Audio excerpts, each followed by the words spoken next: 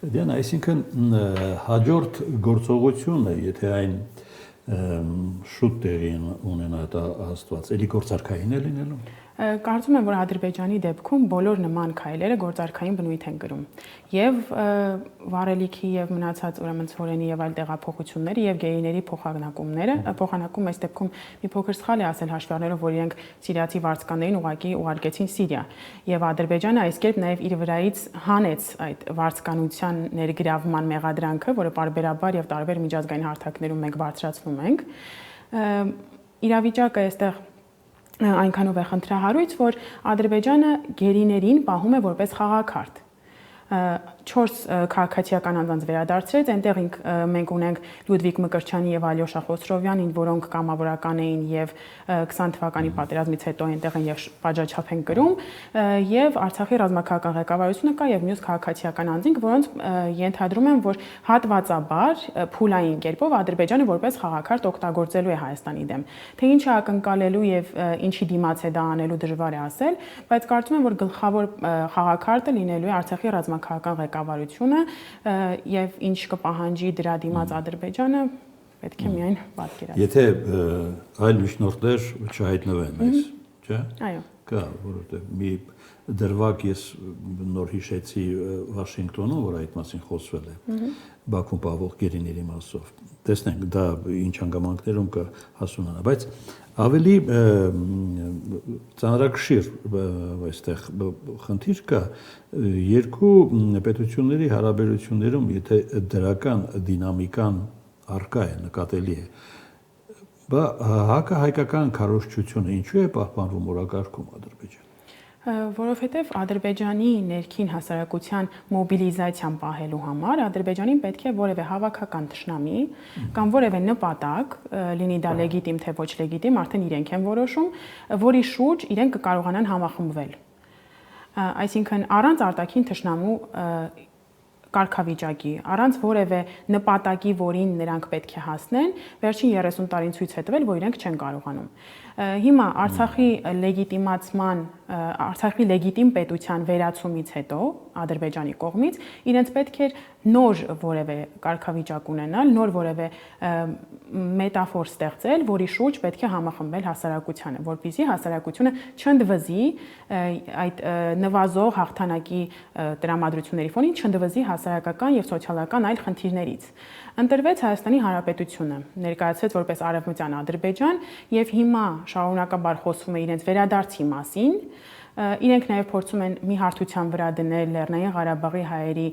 վերադարձը Լեռնային Ղարաբաղ եւ արևմտյան ադրբեջանցիների, ինչպես իրենք են ասում, գալը Հայաստանի Հանրապետություն, այդ կերպ նաև լեգիտիմացնելով նաև այդ գործընթացը։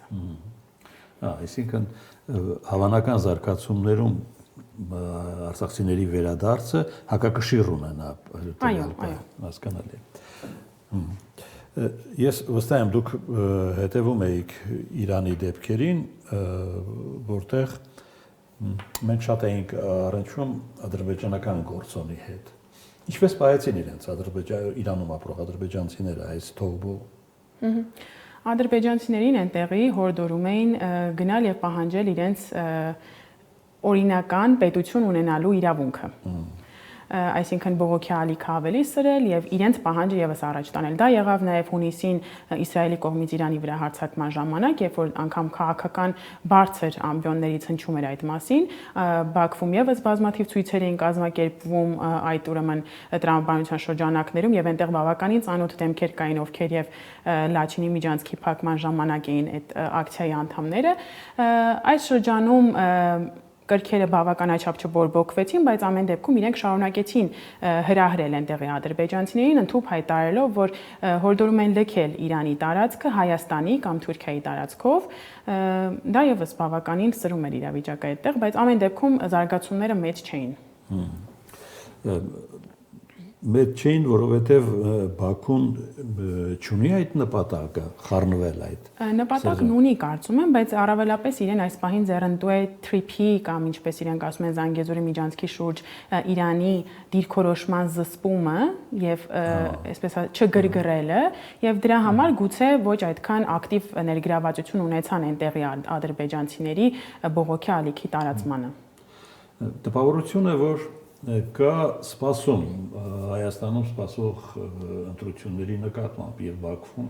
եւ Անկարայում, այդպես է։ Միանշանակ այդպես է եւ Ադրբեջանում հենց գերիների փոխանակման ժամանակ սկսվեց այդ քննարկումը, իրենց այսպես ասած գրպանային ընդդիմադիրները սկսեցին տարատեսակ լրատվամիջոցներում խոսել այն մասին, որ գերիների վերադարձը կազմակերպվել է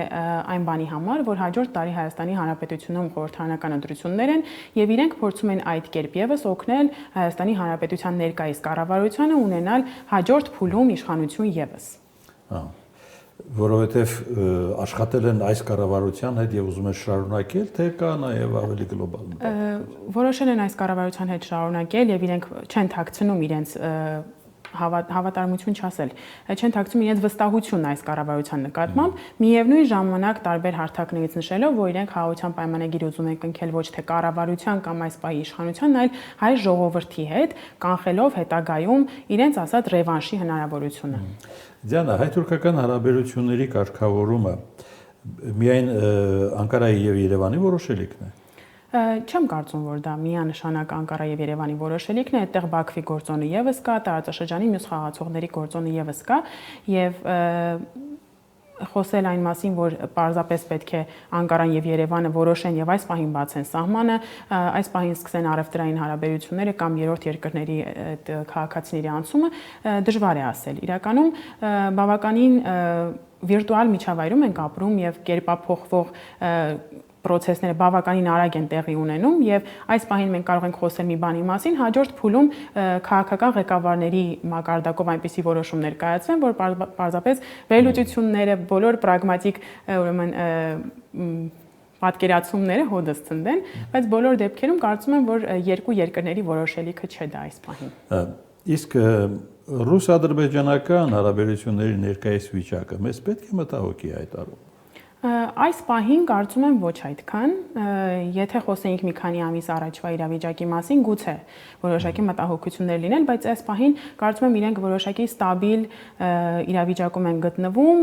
քաղաքական սուր հայտարարություններ չկան, մեղադրանքներ չկան, գիտենք ձերբակալություններ եղել են այս պահին չկան, կարծում եմ, որ այս պահին մտահոգությունների լուրջ առիթ չի տալու։ Որովհետև թրիփի խանգարելու միտումներ էլ չկան։ Իհարկե։ Չկան։ Կարծում եմ, որ չկան։ Չեն լինի։